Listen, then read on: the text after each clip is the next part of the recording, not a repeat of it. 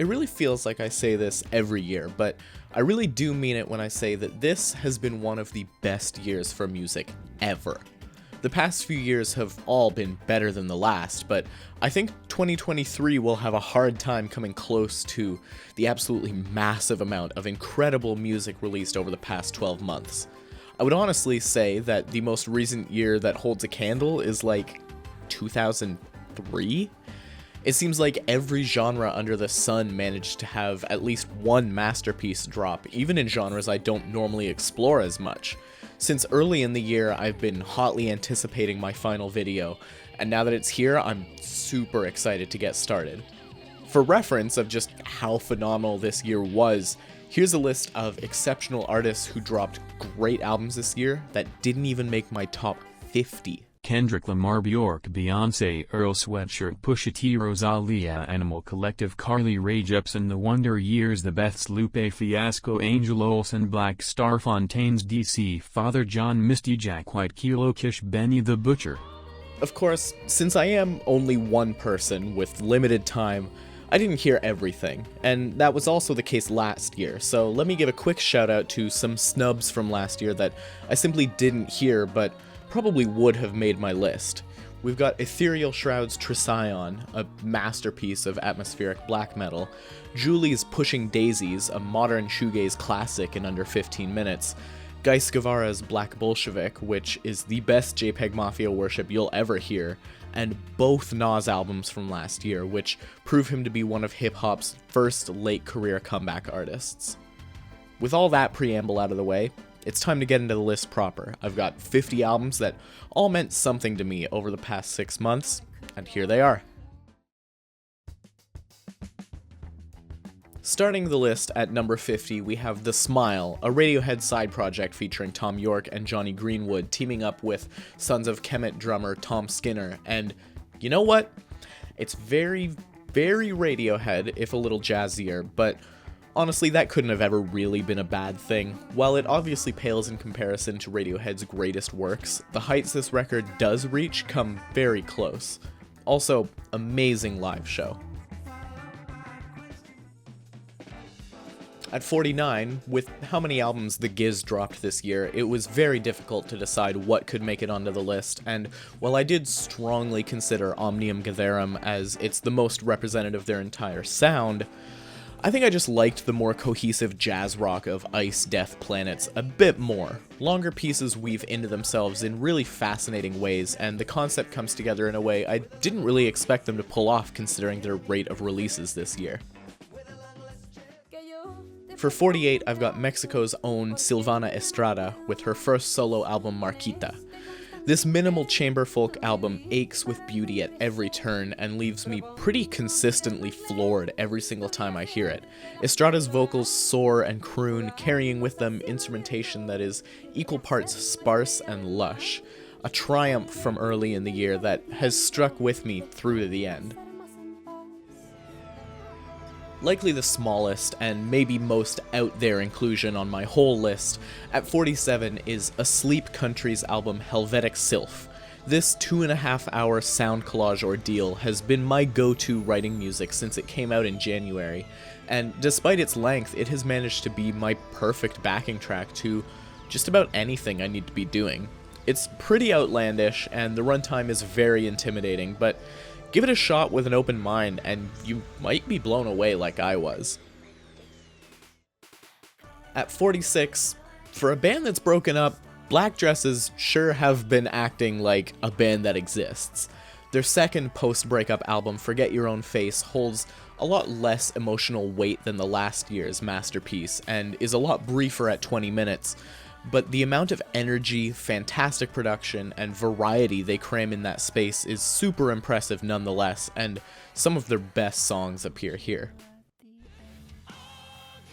Number 45 might be a bit embarrassing for me, I won't lie.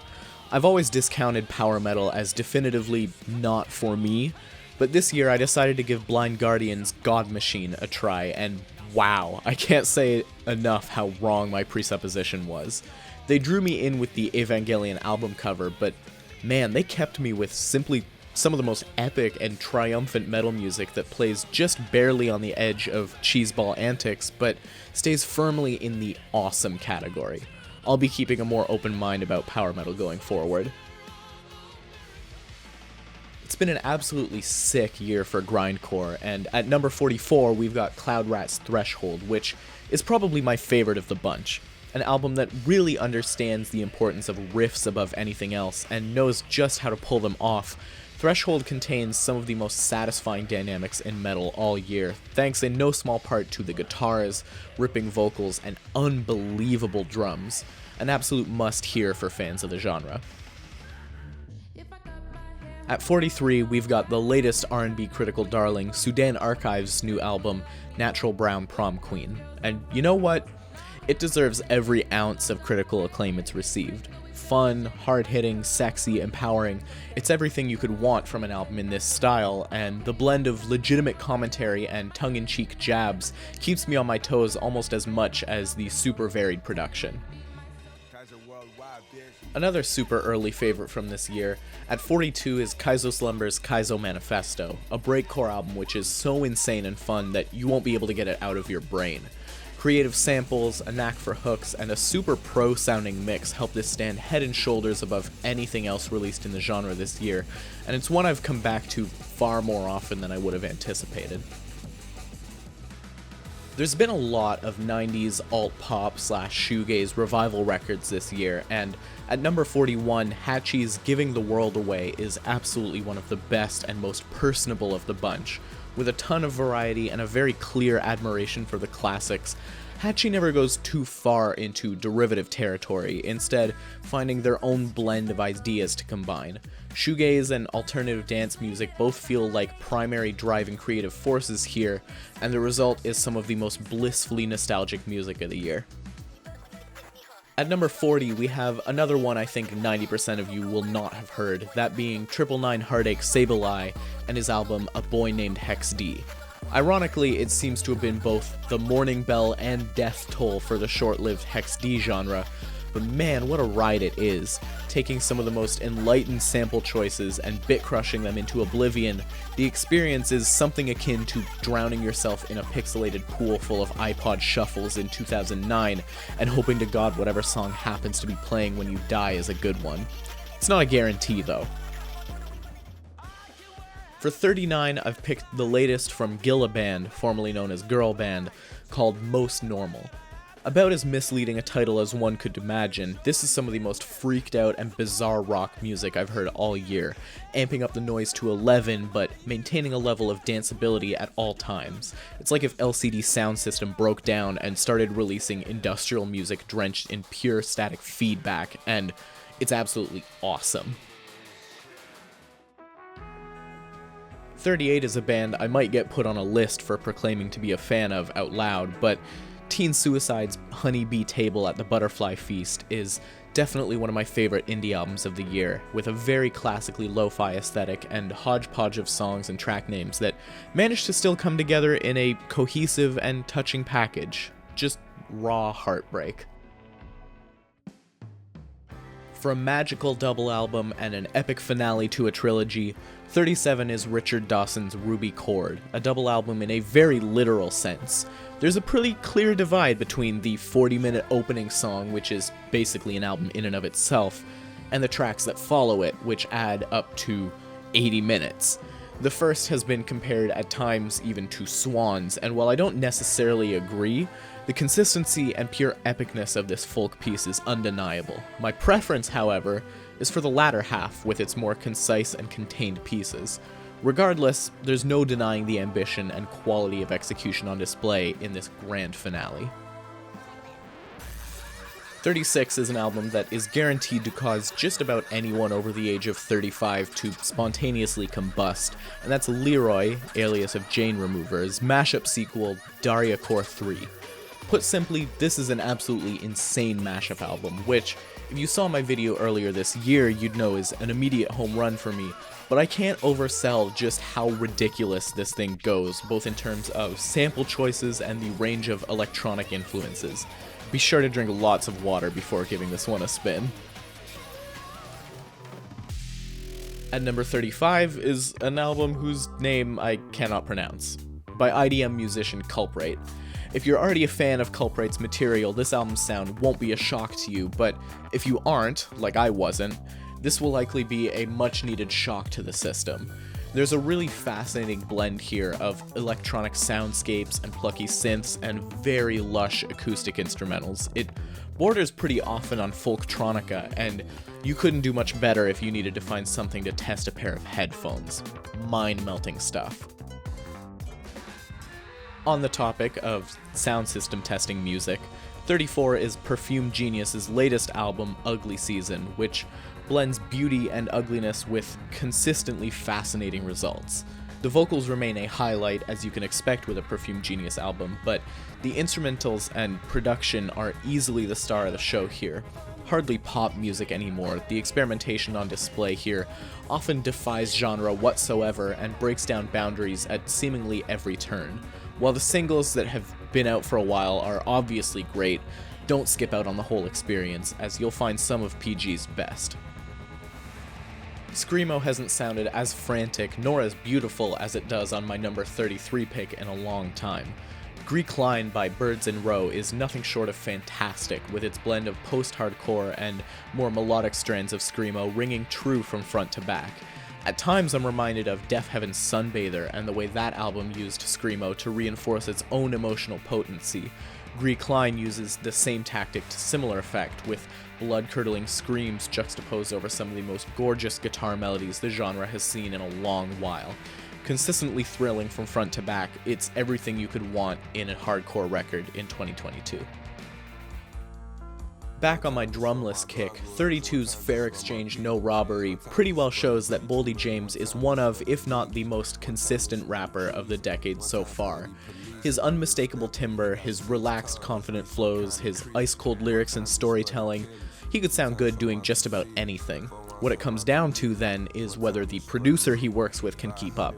Luckily, Nicholas Craven's the other name on the credits, and with his own unique style of drumless soul samples, we wind up with unquestionably one of the best drumless albums of the year.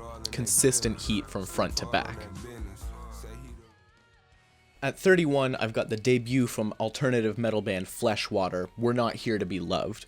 The members' original band, Vane FM, dropped an awesome metalcore album this year as well, but honestly, not only do I think this album is better than that one, I also think it's better than anything that group has ever done, thanks to a total stylistic shift that I think suits them far better. Sure, it's very Deftones, but that's not a bad thing at all, and with the varied vocals provided by both singers, they absolutely make it their own. Also, a Björk cover is never a bad thing.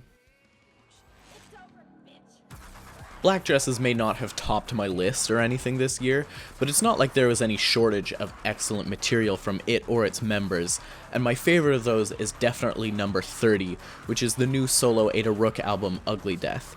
In recent years, Rook has started flexing her screams, and by using them over these really intense and frankly ridiculous industrial/noise/house instrumentals, she's created one of the most exciting and replayable albums of the year.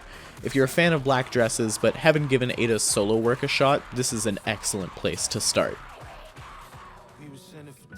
At 29, I'm kind of cheating by including two albums, but I think Ka's double album drop this year is fair game considering they were on the same day and act as basically two sides of the same coin. Tackling themes of poverty, both in terms of individuals and of communities, they each complement and lean on each other while still working individually as albums in their own rights.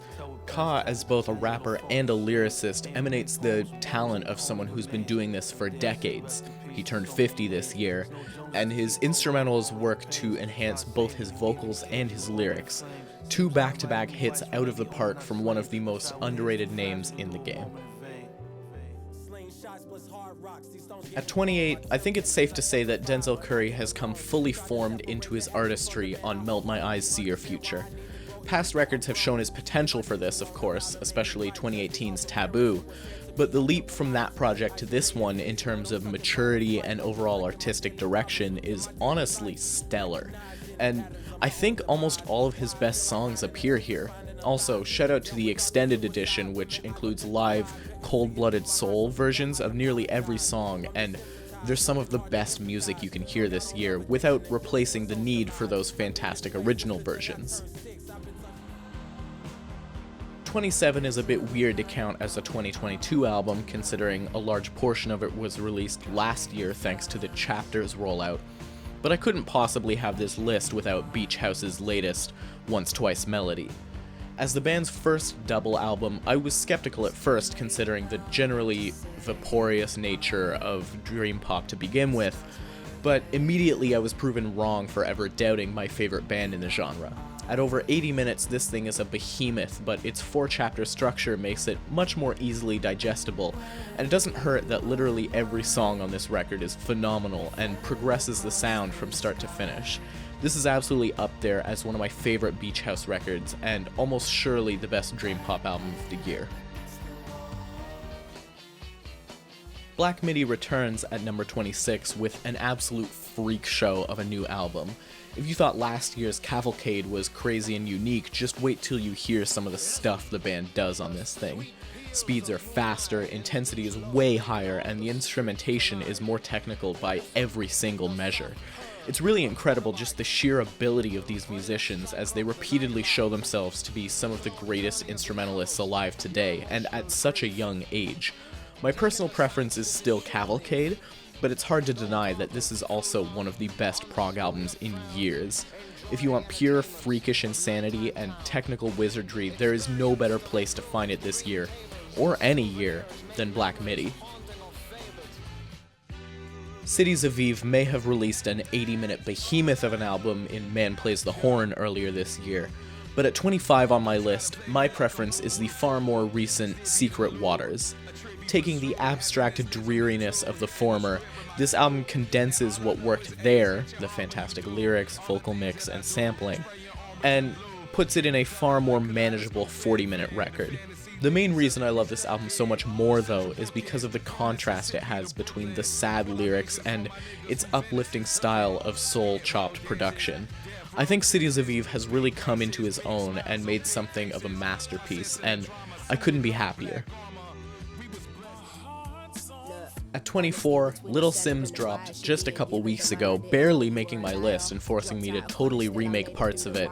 But honestly, I couldn't be happier because she continues to live up to last year's amazing Sometimes I Might Be Introvert with No Thank You, which is a far more subtle and introspective listen than the orchestral bombast of last year. But it's all the better for it as SIMZ continues to examine and explain the ways that fame and the pressure to succeed result in a very unique type of trauma, especially when taking into account the intersection of identities that SIMZ finds herself in the center of. Some of her absolute best tracks show up on here, and I'm ecstatic that this record didn't disappoint. At number 23, I have Fear. Just as a concept, number 23 is Fear. Alright, no, it's the latest Diamanda GALÀS album, Broken Gargoyles, but at this point those are basically the same thing. This is the scariest record I've heard in a very long time, and frankly, there is nothing else like this. The album cover already primes you for something incredibly disturbing, but nothing can properly describe or ready you for the experience that is this album. For a woman pushing 70 to be making and arranging these sounds in terms of production, instrumentation, and sheer vocal mania is frankly absurd to me, and the result is one of the most unrelentingly horrifying albums I think has ever been released. Proceed with caution. Yet another Boldy James album makes my list at number 22, this time a collab with producer Real Badman, and for very, very good reason, I think. The chemistry between the two is perhaps the best I've heard Boldy synergize with a producer yet, and I think both of them individually are on the tops of their game. Cold, hard lyrics with subtle similes that'll get you chuckling are laid over some really inspired samples and beat arrangements borrowing from all over. It's a very slick package which may not elevate gangsta rap to a brand new territory, but it refines the formula to its highest potential while maintaining enough individuality to stand out. This is what I've been waiting for. I always knew JID had the potential to drop a classic album, but for some reason or another, something was always holding him back. Not anymore though, and his latest album, The Forever Story, takes my 21 spot. The pure range he displays in terms of flows, rhythms, lyrical themes, rhyme schemes, you'd think he's been doing this for decades. Combine with that the really potent overall storytelling and some of the most hard-hitting rap production of the year, and you've got one of the most instantly enjoyable hip-hop albums of 2022, and one that continues to grow on me the more I hear it. I can't wait to hear where he goes next. At 20, there's no way a collab between The Roots frontman Black Thought and legendary producer Danger Mouse was ever gonna end up missing my list, and with cheat codes, they even make it pretty damn high.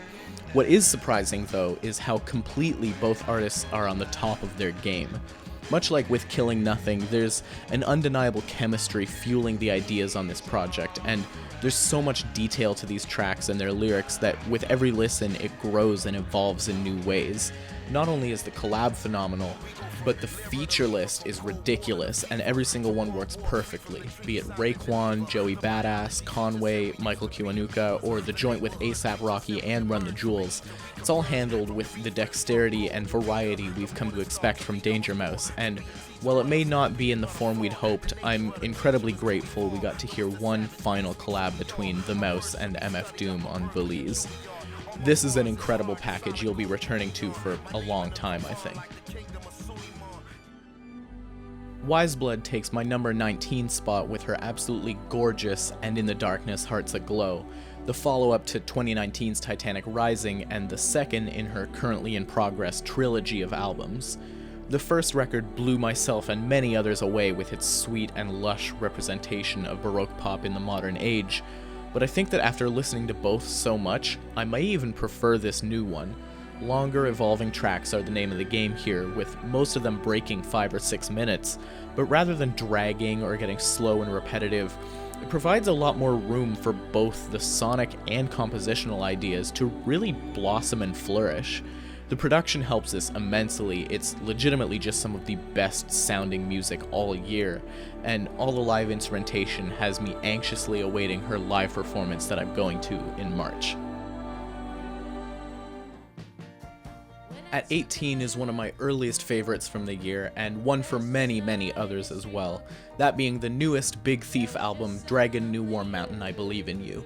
Like Beach House a week later, the band saw fit to release their very first double album, and frankly, it's their best effort by a landslide.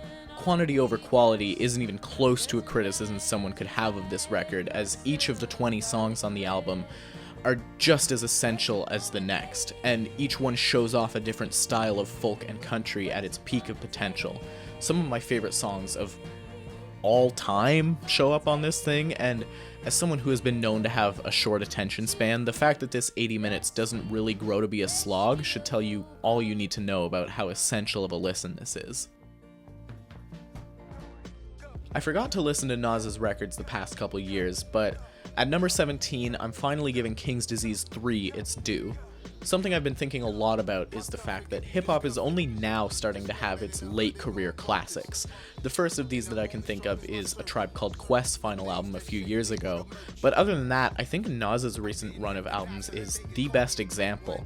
It's well known that since dropping a contender for the best hip-hop album ever in Illmatic, Nas has struggled to live up to that potential, dropping spotty album after spotty album for almost 2.5 decades. But this King's Disease series has revitalized interest, and now that it's met its conclusion, I can confidently say that Nas is one of the GOATs again. The maturity on display after such a long career is incredible to witness, and lyrically he is absolutely on his peak, second only to the magical moment that was Illmatic. Hit Boy's production is also a fantastic match, blending the classic with the modern in a way that rarely feels tacky and always serves Nas's flows perfectly. A surprise for sure, but I'm convinced that King's Disease 3 is Nas's second best album in his whole career, and I hope it won't get written off like his previous works have been. I've been saying it for years, and I will continue to do so, but Billy Woods remains one of the greatest things to come out of underground hip-hop ever. His lyrics, production choices, and flows are unlike anything the genre has ever seen, and the layered storytelling and references contain such a multitude of interpretations that you could listen to any one song a dozen times in a row and still find new messages and readings to the last time. On Church, at number 16, we see him at possibly his most vulnerable and emotive. Backed by Messiah Music's incredibly sparse and direct beats, we hear Woods' storytelling used to tell far more personal tales than I feel like we usually get. The result is a record as emotionally evocative as the combination of its title and its cover. Since the Dillinger Escape Plan disbanded in 2017, I've been searching far and wide for something to fill their huge mathcore shoes. And with number 15 on my list, I think the CALLOUS DAOBOYS have proven themselves to be more than capable of taking up that mantle.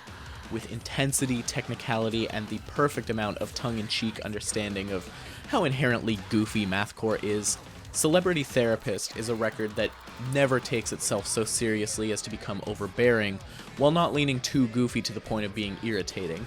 Fantastic vocals, both screamed and sung, amazing guitar and drum playing, and some phenomenal production make this one of the easiest extreme metal records to stomach despite the slew of ridiculous ideas. Twists and turns abound, this is one of the most thrilling metal records you're likely to hear this year. 14 is one of the most absolutely freakish dance punk records to ever release, and that's Viagra Boys' Cave World.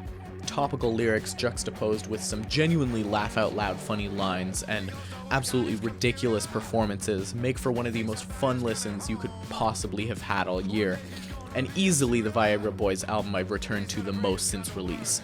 Bitingly sarcastic, irresistibly groovy, and honestly just amazing dumb fun from front to back.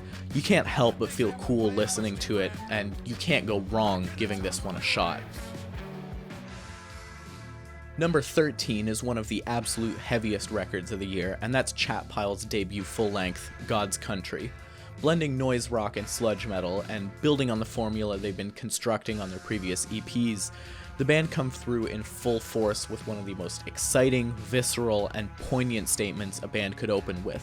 Aside from the thick, swampy production and amazing performances, what stood out to me most was poignant lyrics about the slow decline and rot that lays at the core of America's structuring. Listening to a track like Why, for as goofy as you may find it, forces you in no uncertain terms to confront the real-life horror story that the unhoused face every day. I look forward to seeing where this band goes next, but as is, they've released one of the best debut albums the genre has seen in a long time. Remedying the notable lack of black metal on this list, at number 12 is BLUT aus Nord with their new Lovecraftian masterpiece, Disharmonium Undreamable Abysses. As some of you may know, Bloodborne is my favorite video game of all time, and if you know anything about the aesthetic and setting of that game, you'll be unsurprised by my adoration for this record. BLUT aus Nord has already more than proven themselves to me by releasing my favorite black metal album of all time, but here they dove into a territory wholly unique to this album and created a record that literally sounds like it was created within the canon of Bloodborne. Howling unloved and abandoned souls cry out in a choir of desperation, buried by what can loosely be defined as guitars, but sounds far more like a wind howling, piercing through every atom of your being like a siren's song into the unknown. The band continues to be one of the most exciting things black metal has to offer at this point, and I anxiously await whatever direction they take next. Once again making my list, now at 11, is Billy Woods with his latest masterpiece in Aethiopes. Take everything I said about this guy earlier and more, and you've got this record. This thing is like a reading list for untaught black history, with nearly every line tying to either a double entendre or directly to another piece of theory or historical reference. The album literally opens with the line, "I think Mingetsu Helmarium is my neighbor," urging the listener to use the privilege they hold of infinite information to research the names and events they may never have been told they should be paying attention to. The production is more abstract, the features are ridiculously good, and thematically it's about as concise as you could ever want from an album, even if it takes some serious digging to really grasp. Generational trauma and surviving colonialism, both past and present, are major themes here, and the ones I was most able to identify and explore and research on my own, but I'm sure you'll find something else to pique your interest. Just keep Google open for this one. And into my top 10, we've got ASHENSPIRE with Hostile Architecture. I told you in that random recommendations video that this would be showing up on my year-end list, but even I couldn't have predicted how much this would have grown on me. All of the things that might have pushed me away initially have washed away and grown to be the defining characteristics of why I love the record so much, and all the things I've loved since the start have only grown as I've heard it more. You can watch that video for a deeper dive into why this record is so interesting, but the thing that has kept me coming back the most is the lyricism on every single track. The closing minutes of The Law of Asbestos remain the greatest moment in basically all music this year, and the rest of the album's deconstructions of architectural oppression don't stray far behind. This is an album I've only grown to adore more as the year progressed, and you're doing yourself a disservice any minute you spend not having heard it. Also, never forget that long before a certain Melon Man, I was the first to talk about this album on video, so take that. At number 9, we've got the debut album from art pop duo JOCKSTRAP, I Love You Jennifer B. After a fairly successful EP in 2020, they're back with a full length that I really do consider to be the future of art pop. At times dancey, at times folky, sometimes loud, sometimes soft, the through line with Jennifer B is that it never ceases to be beautiful, and never ceases to wear its heart on its sleeve. The production is remarkable, with influence ranging across the musical spectrum, but never straying too far from its pop roots for a sweet and catchy record with more highlights than I could name. Georgia Ellery has had a pretty fantastic year, honestly, and this is just one of the many reasons for that. At number 8, we have a record that may raise a few eyebrows considering how high I have it, but I genuinely believe Callie Malone's latest drone record, Living Torch, to be one of the greatest records of the year and a faultless masterpiece in emotive sonic expression through minimalism. Using just an organ, Malone builds an atmosphere that is unlike anything I've ever heard, divided into two connected but drastically different parts. The first feels like building of a civilization over hundreds of years, a gradual time-lapse of the ebb and flow that cultures and architecture and technology have over time, eventually reaching what seems to be the brink of ascension before crashing and burning in part 2, distorted and harrowing and unforgiving, but no less beautiful to witness. Living Torch is a borderline religious experience that anyone with an open mind should have no trouble seeing the value in. At 7 is the latest Natalia Lafourcade album, De Todas las Flores, proving once again what everyone who's ever heard her music already knows all too well: the queen doesn't miss. Seriously, every single song here is just the most beautiful chamber folk you'll hear, taking influence as expected from all kinds of traditional Latin American styles of music, and putting them seamlessly together in such a way that the individual parts are inseparable. The biggest wow factor on this album for me was the range of fantastic instrumentation, from the very salsa classical guitars, to the pianos, to the electric guitar. It's all mixed together so seamlessly with what is absolutely a contender for the best production on a record all year. And then of course there's Natalia's singing voice, which remains a unique kind of emotional high I can't find anywhere else. So soothing and closely microphoned that it feels like she's singing directly to you, even if you, like I, can't understand what she's actually saying. This is not only some of the best that Latin music has to offer, it's also some of the best that music has to offer, period. For my number 6, I've got an album that literally any other year I think would have been my number 1, which is a testament to just how insane this year has been. That's the new Always album, Blue Rev. After 5 years of silence post dropping what looked to be their masterpiece in Antisocialites, the Toronto-based indie group came back in full force with a record that, against all odds, managed to top even the crazy high bar set by their past material. They dive headfirst into shoegaze territory without losing an ounce of that songwriting that made their previous singles such instant classics. The result is an album that is just as well written, if not more so, but with an added layer of sonic richness and energy injected with the new direction. The guitars sound straight up Loveless-esque at times, but never quite ape that or any style to the point of derision. As expected from the band, the singles are huge highlights and catchy as hell, but I find the deep cuts to be just as essential here, and they really round out what is easily the best that shoegaze has had to offer in recent years. At number 5 is an album by the artist behind my album of the year from 2021, and that's Backwash with His Happiness Shall Come First Even Though We Are Suffering. This is the conclusion to what is very possibly the greatest trilogy in hip-hop in my opinion, and if you watched last year's video, you already know what I thought about the previous 2 installments. But how does this compare, and how does it conclude this series? Exquisitely well, I'd say. This is by far the best produced album Backwash has ever released. It's layered, dynamic, and heavy as hell, but I think it's a lot less in your face than last year's Dresses. Instead, the examination of those same horrors is done with a bit clearer of a vision.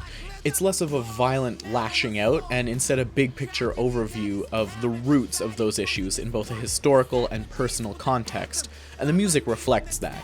It also just goes hard as hell with some of the best blends of hip-hop with metal and noise that I've ever heard.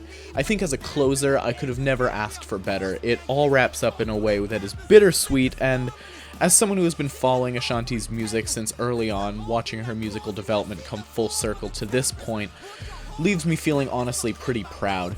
I hope that with this dark chapter finally closed, we can see a new era of Backwash begin. I think she's only just getting started.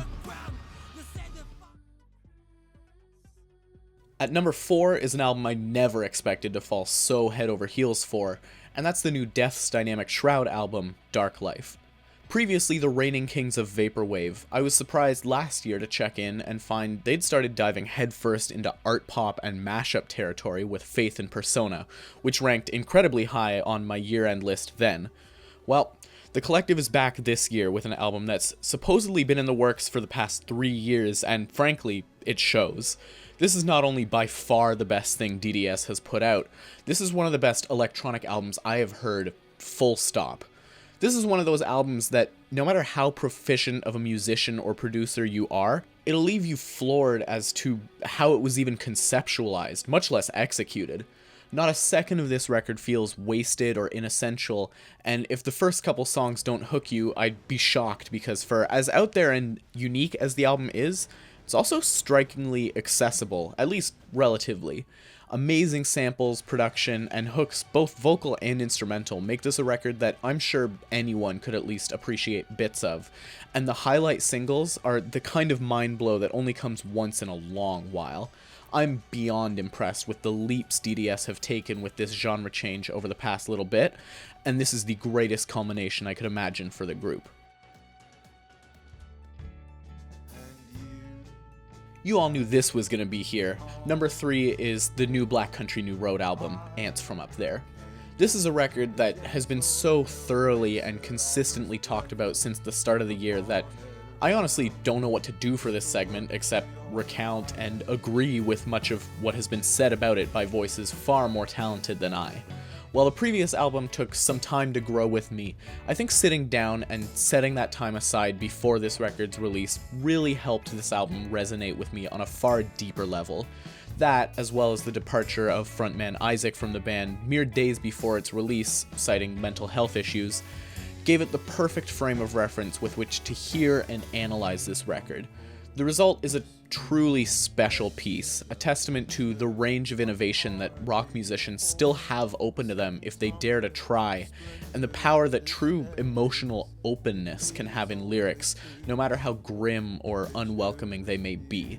In a year where conscious indie rock fans lost one of their cornerstone bands, it's been particularly helpful to have this beacon of hope for the genre, one that I think will rightfully be remembered as a classic decades from now.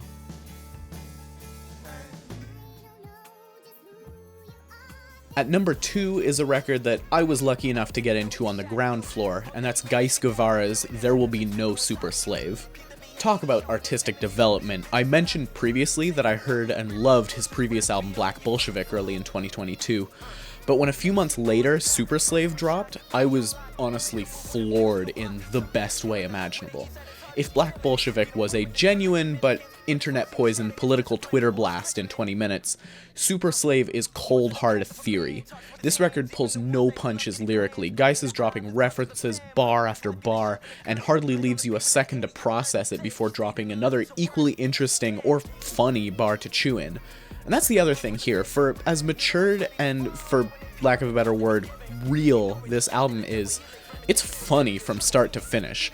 GIZZARD has a lot to be pissed about, and he is, but there's also no point in making yourself miserable about it. So you learn what you can, work however you can to improve yourself and your conditions, and never let go of the things that make life fun and worth living.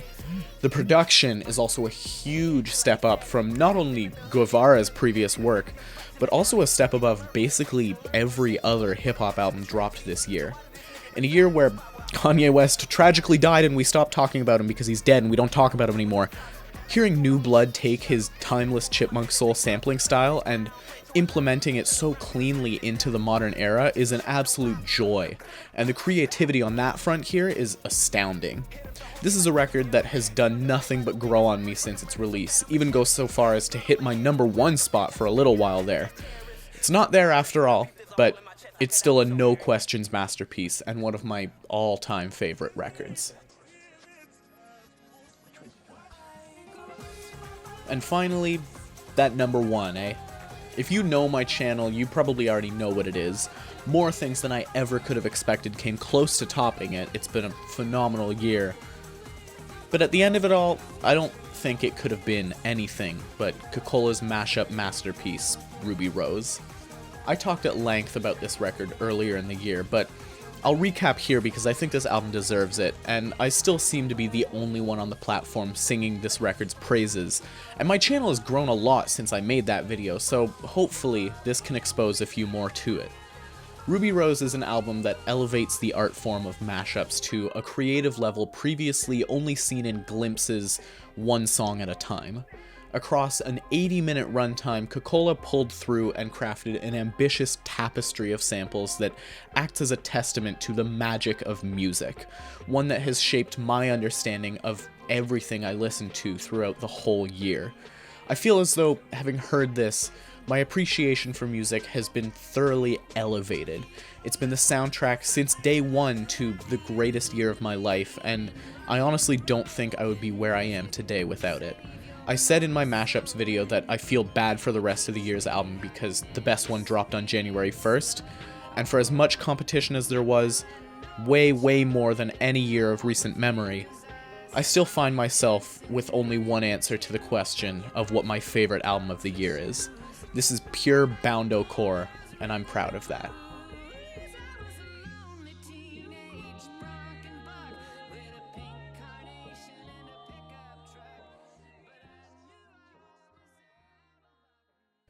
And that's my list.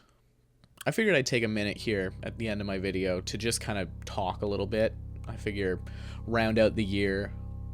It's been a great year. I mentioned earlier that like this is the best year of my life, and I really mean it. It's been busy and I haven't been putting out videos the way I had hoped to, especially because my initial goal was 12 videos in the year, and I didn't hit that, but I'm still really happy with where I am. I'm in a full-time job, which has taken up a lot of the time, but it's a job I genuinely really love, with people I really care about, and that's the other thing, is I've been with a lot of people who I really care about all throughout the year.